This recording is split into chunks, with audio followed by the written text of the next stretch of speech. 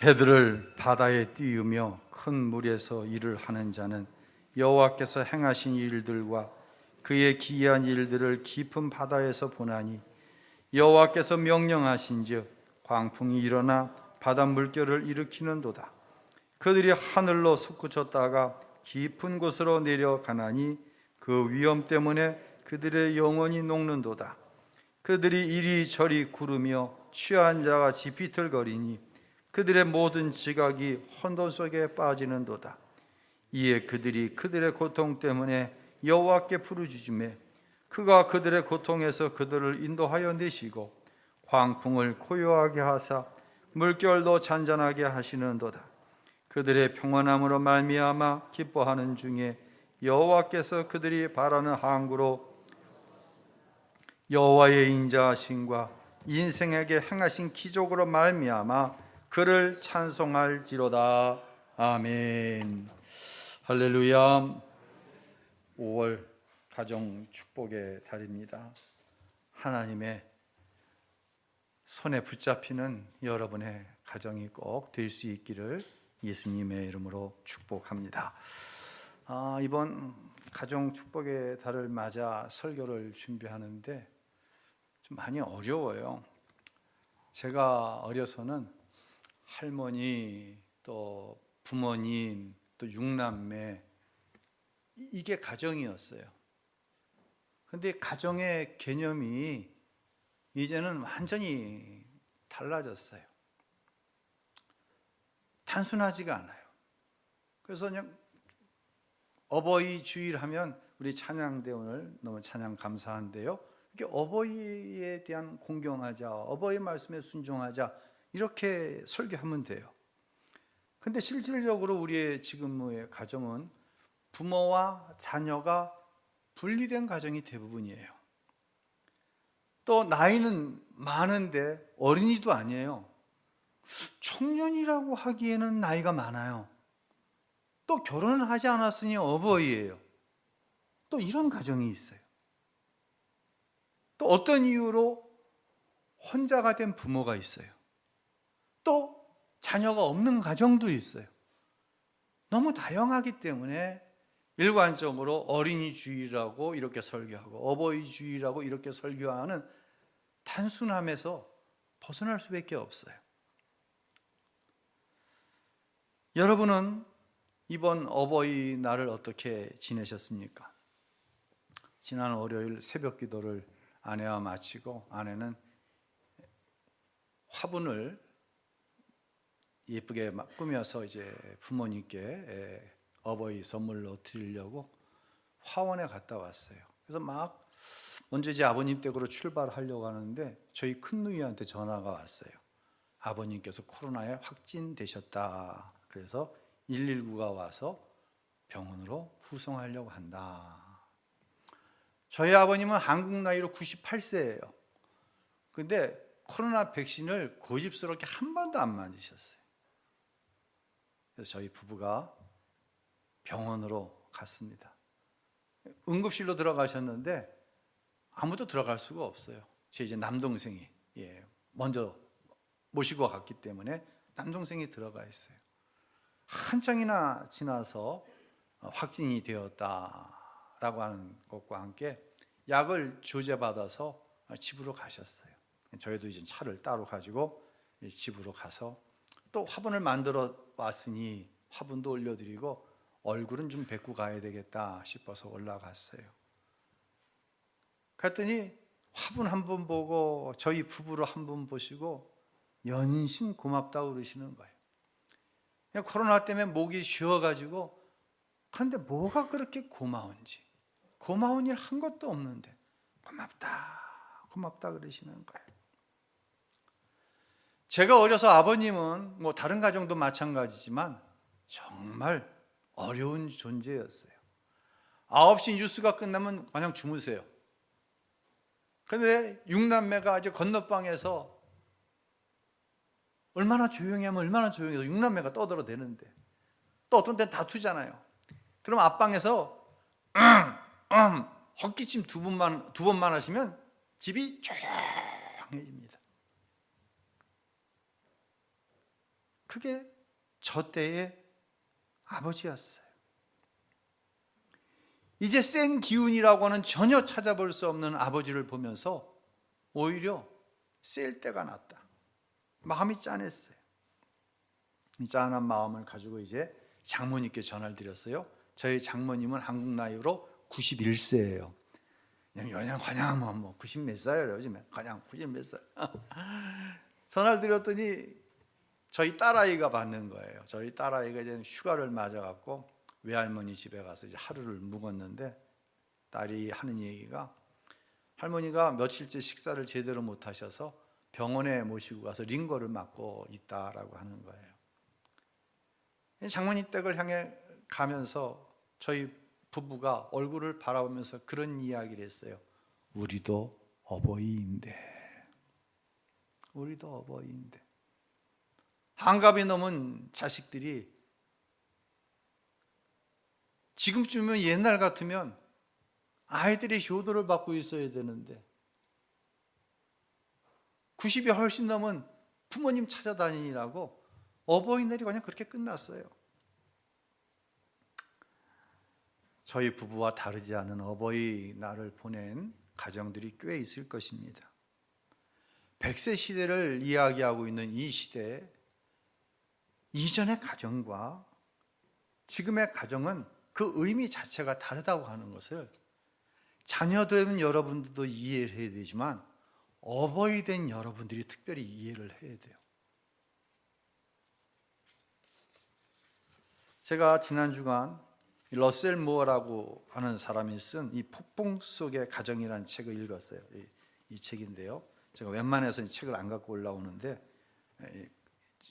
5월 추천을 해요. 이게 좀 많이 두꺼워요. 여러분은 100페이지 넘는 책은 저도 잘 안 읽으려고 그러는데 400페이지가 넘는 책인데 이 책 한 권만 읽어도 여러분이 5월 가정 축복의 달 많은 유익함이 있을 거예요. 그래서 오늘 설교의 제목도 폭풍 속의 가정이다. 이 책의 제목을 제가 그대로 가져와서 쓰고 있습니다.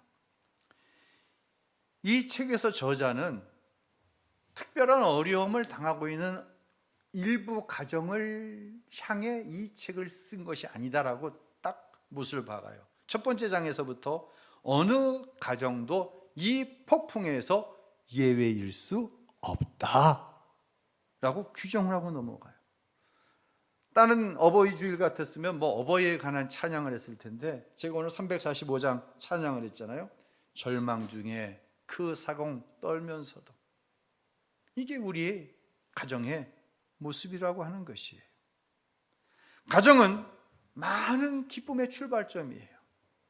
동시에 가정은 모든 고통의 출발점이기도 해요. 여러분 동의하시나요? 이 말에? 가정은 많은 기쁨의 출발점이면서 고통의 출발점이다. 가정은 사회생활 가운데 세상에 살아가면서 지치고 에너지를 소진한 우리에게 살 이유를 설명해주고 에너지를 공급해주는 원천이 맞아요. 동시에 나를 사정없이 뭉개버리는 곳이 또한 우리의 가정이에요. 도대체 예측이 안 되는 것이 가정이고 나의 가족이에요. 내가 오늘 예를 들어서 우리 아이를 자랑을 했습니다. 이렇게 됐다고. 몇 날이 못 돼서 자랑거린 그 내 아이가, 내 남편, 내 부인이 내 수치의 제목이 되는 곳, 이것이 바로 현실의 우리의 가정이라고 하는 거예요. 사랑과 헌신으로 하나 된 가정은 세상에 어디에서도 찾아볼 수 없는 평안을 우리에게 느끼게 하지만 동시에 세상 어디에서도 경험할 수 없는 상처와 수치를 당하게 하는 것이 또한 우리의 가정이라고 하는 것이에요. 제가 목회를 하면서 성도들의 가정을 돌아보면 그늘진 구석이 없는 가정은 한 가정도 없어요. 드러내지 않을 뿐이에요. 어떤 데 보면 누군가를 막 자랑해요, 가족 중에. 그런데 사실 그 자랑하는 가족이 가정 안에서 가장 아픈 손가락일 때가 많이 있다는 거예요. 꼭 저자의 책 제목을 말씀드리지 않아도 우리의 가정은 폭풍 속에 있다고 하는 것을 먼저 인정해야 됩니다. 우리가 여기서 먼저 생각해야 될 거, 이제 지난주일 이제 어린이 주일 지나고 어버이 주일, 다음 주일 부부 스승의 주일, 그 다음 주 이제 가정 주일 계속 이어나가면서 여러분에게 드리고 싶은 얘기를 순서 없이 좀 드릴 거예요. 그러나 가장 먼저 폭풍 속에 있는 가정을 생각할 때 전제되어야 될 것은 뭐냐면 이 가정의 문제는 영적인 문제라는 거예요. 가정에서 있어지는 모든 취약한 것의 출발점은 어디냐? 죄예요. 물론 내가 죄를 지어서 그렇게 된 것은 아니에요. 뒤에 이제 우리가 이해를 할 수 있게 될 거예요. 하지만 내 가정에서 일어나고 있는 모든 나를 뭉개버리는 것, 나에게 상처를 주는 것, 나에게 수치가 되는 것의 출발점은 죄이기 때문에 이 문제는 십자가에서만 해결이 된다는 거예요.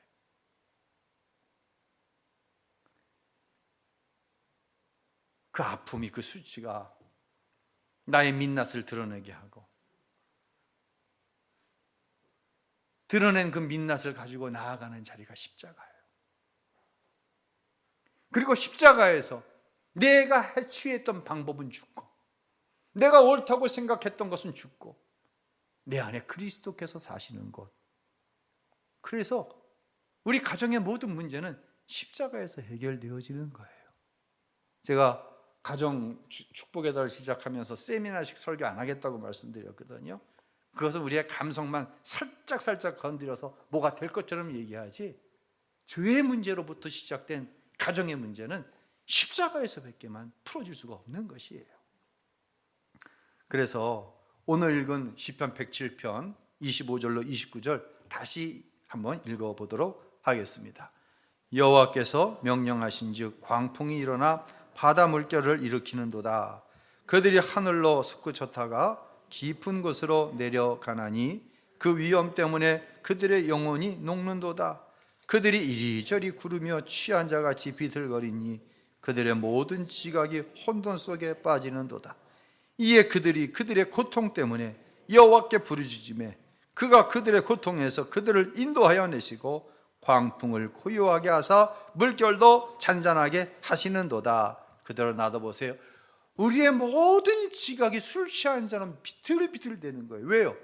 우리의 가정이 폭풍 속에 몰아갔을 때, 그리고 우리는 그 모습 그대로 그 고통 때문에 여호와께 부르짖는다 라고 말씀하시는 거예요. 그리고 내 방법, 내가 이제까지 옳다고 생각했던 것들을 다 내려놓을 때 하나님께서 우리의 가정을 잔잔하게 하신다라고 하는 말씀이에요. 어느 신실하신 권사님 남편이 멀쩡히 다니던 직장을 그만두고 퇴직금을 받고 또 대출을 받아가지고 저 강원도 목 좋은 곳에다가 펜션을 한 채 장만을 하셨어요. 가족들하고 상의도 없이. 그런데 얼마 지나지 않아 이 펜션에 불이 났어요. 대출금 이자를 갚아야 되는데 이자를 갚지 않으니까 은행에서 이 집을 경매로 넘겨버렸어요. 졸지에 온 가족이 단칸방 월세로 쫓겨나가고 말았어요. 그날부터 아버지는 술에 빠져 인생을 한탄하고, 자식들은 아버지를 미워하는 것을 넘어 아버지를 저주하기 시작했어요. 어느 날 권사님은 새벽 기도를 다녀오셔서 새벽 기도 때 받았던 감동을 가족들에게 선언합니다. 자, 오늘부터 저녁 때 가정 예배 드린다. 만약 이 가정 예배에 참석 안 하는 사람은 밥을 주지 않겠다. 이 이야기가 통해 먹는 가정이 있고 안 통해 먹는 가정이 있어요. 그래도 감사한 것은 억지로지만 네 식구가 모여갖고 가정 예배를 시작했어요. 억지로. 6개월이 지났습니다. 가정 예배를 드릴 때 가족들이 돌아가면서 기도를 하는데 6개월이 지난 어느 날 아버지가 대표 기도를 하는데 아이들을 축복하기 시작했어요. 아이들이 대표기도 순서가 됐습니다. 아이들이 아버지를 위해 중보하며 기도하기 시작했어요. 그렇게 지나던 어느 날 아버지가 가정예배 시간에 이런 얘기를 하시는 거예요. 나 내일부터 아파트 경비로 취직이 돼 출근한다. 온 가족이 최선을 다해서 경제생활을 했어요. 그리고 드디어 월세를 탈출해서 전세로 가는 날, 전세를 가고 담임 목사님을 모시고 신방을 받는 때 권사님이 이렇게 고백하셨어요.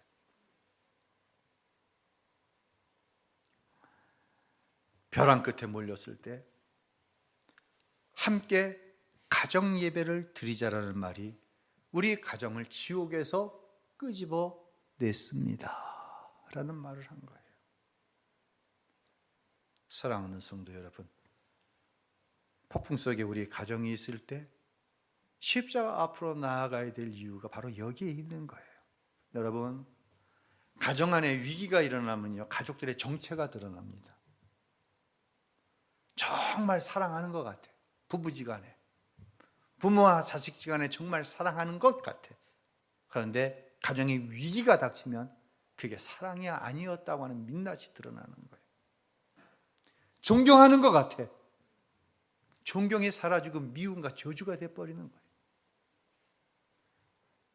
자식들이 부모를 공경하는 것 같아. 부모가 자식을 위해서 생명까지 주는 희생을 할 수 있을 것 같아. 그런데 가정에 위기가 오면 민낯이 드러나 버리는 거예요. 여러분, 가정의 위기는요, 말이나 교양으로 해결할 수 있는 게 아니에요. 여러분, 당해봐서 알잖아요. 온 가족이 십자가 아래 그 문제를 가지고 나아가는 것에서부터 문제가 해결되는 거예요. 자, 다시 설명을 드리면요, 펜션을 사는데 펜션에 불이 났어. 이건 마귀의 역사 아니에요. 마귀는 그렇게 역사하는 게 아니에요. 근데 마귀의 역사는 뭐냐? 펜션에 불이 나서 월세방으로 쫓겨나갔어. 그런데 그 순간 아이들의 마음에 아버지를 미워하고 저주하는 마음이 들어왔어. 가정에 위기가 찾아오면 그 위기와 더불어서 마귀가 함께 들어오는 거예요. 그리고 틈을 타는 거예요. 미워하는 마음, 저주스러운 마음. 사랑하는 성도 여러분, 가정 축복의 달 계속해서 말씀을 드릴 거예요. 마귀는 무엇을 먹고 자라나냐면 너를 향한 미움이라고 하는 마음을 먹고 자라나요. 내 마음속에 누군가를 향한 미움이 사라지지 않으면 절대로 마귀는 우리에게서 떠나가지 않아요. 영적인 눈이 뜨이지 않으면 자꾸만 엉뚱한 데서 문제를 해결하려고 그러고 그것이 문제라고 하는데 영의 눈을 열어보면 그게 문제가 아니에요. 혹시 여러분 가운데도 이 제사 문제나 우상 숭배 문제 때문에 어려움을 겪는 사람들이 있을 거예요. 시집을 보내놨는데 그 시집이 예수를 안 믿어. 그래서 딸이 이거 명절 때면 제사 때면 되면 시집에 가서 제사 문제 때문에 막 마음에 고통을 겪는 것을 친정 어머니인 여러분이 들을 수도 있고, 아니면 여러분 가운데는 예수를 믿는다고 하면서도 아직도 제사의 문제를 해결하지 못하신 분들이 이 자리에 있을 수 있어요. 저는 1년에 추석 구정까지 12번 제사를 지내는 가정의 장손이라는 얘기 여러 번 드렸어요. 제사를 드릴 때 저는 절하지 않아요. 근데 여러분 이런 생각을 할 수 있어요. 무슨 목사가 제사에 참여를 하냐? 제사에 안 가면 되는 거지. 그렇게 생각할 수 있어요. 그런데 이 시간 이 제사의 문제 때문에 어려움을 드리는 분들에게 한 가지 영적인 원리를 설명을 드릴게요. 자, 저는 제사가 너무 싫어요. 목사여서 싫은 게 아니라 신앙인이라면 제사는 다 싫어해요. 귀신에게 가서 왜 절을 하냐고. 홍동백서, 어동육서, 그리고 잘 잡수셨다. 야, 문 조금 열어라. 왜 문 열어놓는지 아세요? 귀신 들어오라고. 세상에, 이거 참여하고 싶겠어요? 막 승질나요. 마음이 상해요. 그러면 귀신. 여러분, 귀신 때문에 제 마음이 상해요. 자, 제가 제사에 참여했어요.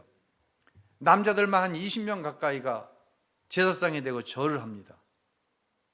여러분, 상상, 이게 장관이에요, 그 모습이. 그런데 큰 목사 절하지 않고 새끼 목사 절하지 않습니다. 여기서 새끼 목사는 우리 아들을 얘기합니다. 절하지 않고 뭐 하겠어요? 사모인 제 아내, 제가 전도한 우리 어머니, 지금은 소천하셨지만 권사님, 제가 절하지 않고 뻣뻣이 서서 뭐 하겠어요? 우리 박성도 안수 집사님, 제사 때 무릎 꿇고 뭐 해? 기도하지. 뭘 하고 기도해? 예? 귀신은 떠나가고 우리 가정에 예수 믿게 해달라고. 여러분, 누가 싫어해? 저희 아버지가 싫어할까? 아니에요. 귀신이 싫어한다니까. 그러니까 꼭 참여하시기 바랍니다. 며느리 된 여러분, 제사에 꼭 참여해. 누가 싫어해? 귀신이 싫어해. 그러면 생각이 달라지면 태도가 달라지는 거야. 이전에는 이럴 줄 알았으면 괜히 이 집으로 시집 와가지고 제사에 갔다가 집에 돌아오면 남편만 잡는 거지 뭐. 그냥 그러지 말아요. 영적인 원리를 깨달아 알면 태도가 달라진다니까요. 삶의 태도가. 가서 대적하는 거야. 예수의 이름으로 명하노니 우리 가족들을 얽어매고 있는 악한 원수마귀 귀신아 떠나갈지어다. 할렐루야. 코로나 3년 동안 우리 가정에 제사가 폐해진 줄로 믿으시길 바랍니다. 제사가 없어졌어, 우리 가정에. 할렐루야. 에베소서 6장 11절에 12절에 이 영적인 원리에 대해서 하나님은 이렇게 말씀하십니다. 읽겠습니다. 마귀의 계략에 대적해 설 수 있도록 우리의 싸움은 혈과 육에 대한 것이 아니라 권력들과 권세들과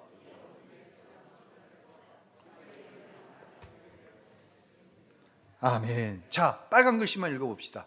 마귀의 계략에 대적해야 돼요. 왜? 우리의 싸움은 무엇에 대한 싸움이니까? 악한 영들에 대한 싸움이기 때문에 사랑하는 성도 여러분, 대적해야 되는 거예요.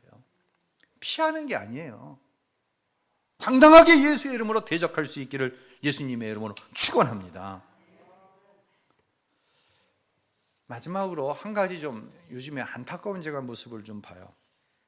요즘 이런 말 많이 합니다. 아, 우리 아빠는 꼭 친구 같은 아빠야. 애들이 자랑하는 거예요. 우리 엄마는 친구 같아. 그래서 난 집에 가면 엄마하고 대화를 많이 해. 예. 우리 집에는 우리 딸하고 우리 집사람하고 정말 말 같지도 않은 말을 많이 해. 근데 내가 나가면 조용해져. 나는 안 끼워져. 그렇게 대화를 많이 해. 근데 여러분, 친구 같은 엄마와 친구 엄마는 다른 거예요. 친구 같은 아버지와 친구 아빠는 다른 거라니까요. 자녀들을 주의 교훈과 훈계로 무엇해라? 양육하라고 성경은 이야기하는 거예요. 이게 친구 같은 엄마, 친구 같은 아빠인데 주도권이 완전히 누구에게서? 자식에게 있어. 그러니까 친구지간에도 주도권을 갖고 있는 친구가 있잖아요. 그럼 이 친구가 나한테 끌려오거든. 주도권을 갖고 있는 친구한테 끌려가거든. 가정 안에 자식이 친구야. 근데 주도권을 친구가 갖고 있어. 자식이 갖고 있어. 부모 말이 통해 먹질 않는 거예요. 여러분, 이건 소통이 아니에요. 부모가 영적인 권위를 잃어버리면 안 된다는 얘기예요. 부모가 영적인 권위를 잃어버리면 그 순간부터 죄송합니다. 자식이 하나님의 손에 붙들려 있는지 지금 마귀의 손에 붙들려 있는지 부모가 볼 수 있어야 돼요. 여러분을 축복하는 것은 혹시 여러분의 가정에 영적인 권위가 부모가 영적인 권위를 잃어버렸다고 한다면 영적인 권위를 회복할 수 있기를 바랍니다. 이거 회복되지 않으면요, 보통 문제가 걷잡을 수 없는 문제가 생겨요. 자, 인정할 수밖에 없는 것은 제가 오늘 설교 제목을 한 3번을 바뀌다가 결국 이 책 제목 그대로 놨는데요. 이런 제목도 한번 생각해 보세요. 자녀님의 은혜. 어버이 주일날 설교 제목이 자녀님의 은혜야. 왜? 부모가 잘 되는 게, 부모가 가장 큰 복이라고 생각하는 게 뭐야? 자녀가 잘 되는 거니까. 그러니까 자녀가 잘 되면 아이고 자녀님의 은혜 감사합니다. 부모님의 은혜는 간 곳이 없고 자녀님의 은혜만 있는 것이 이 시대예요, 여러분. 인정하기 싫죠. 근데 많은 가정이 여기에 함몰되어 있는 거예요. 이 출애굽기 2장에 보면 이 모세가 태어나던 시기에 야곱의 때에 이스라엘 백성이 애굽으로 왔는데 한 400여 년이 지나는 동안 이 히브리인들이, 이스라엘 민족이 워낙 아이를 잘 낳는 거예요. 많이 낳는 거예요. 그러다 보니까 애굽의 왕이 위기감을 느끼고 히브리 산파들에게, 히브리인들이 사내 아이를 낳으면 다 어떡하라? 죽이라고 명령을 했어요. 근데 이 히브리 산파들이 하나님이 두려우니까 죽이지 않은 사내 아이들이 있는데 그 중에 하나가 누구야? 이게 모세거든. 근데 더 이상 집에서 키울 수가 없으니 모세의 어머니가 갈대 상자에 역청을 발라갖고 물이 새지 않게 영청을 발라갖고 거기에다가 갈대 상자에다 모세를 태우고, 이 갓난 모세를 태우고 요단강물에 흘려내보내는 거예요. 가다가 물결이 세져서 뒤집혀질 수도 있고, 가다가 어떤 짐승이 아이를 잡아먹을 수도 있고, 떠나가다가 나쁜 사람의 손에 키워져서 나쁜 놈이 될 수도 있고, 좋은 사람의 손에 붙잡혀서 참 좋은 환경에서 자랄 수도 있고, 이런 상황 속에서 어머니 요게벳이 모세를 떠나보내면서 흘려보내면서 한 기도를 찬양으로 만든 것이 요게벳의 노래라고 하는 찬양이에요.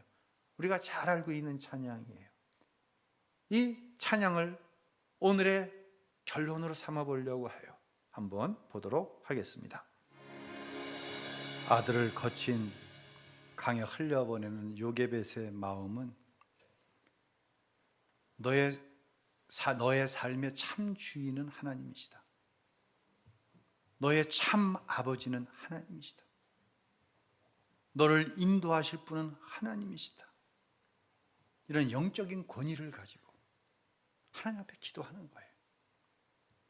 이 가정축복의 달 어버이 주일, 어떻게 보면 어버이를 축복하고 자녀들에게 어버이를 공경하라고 말씀을 드려야 되지만, 변화된 가정의 환경 속에서 깨어진 영적인 질서를 회복하지 아니하면 도저히 어버이가 어버이로서의 자리를 벌써 잃어버렸고, 어버이가 자녀들의 공경을 받는다고 하는 것은 어버이날 꽃 한 송이 꽂아주고, 어버이날 케이크 하나 사주고, 어버이가 원할 만한 선물 하나 주는 거, 그거 아닌 거 우리가 너무 잘 알잖아요. 어버이의 영적인 권위가 회복되어야 됩니다. 그때 진정한 어버이를 공경하는 여러분의 자녀들로 인해서 우리의 가정이 살아나고 우리의 가정이 복을 누리며 살게 될 줄로 믿습니다. 그런 은혜의 역사가 있게 되시기를 예수님의 이름으로 축원합니다.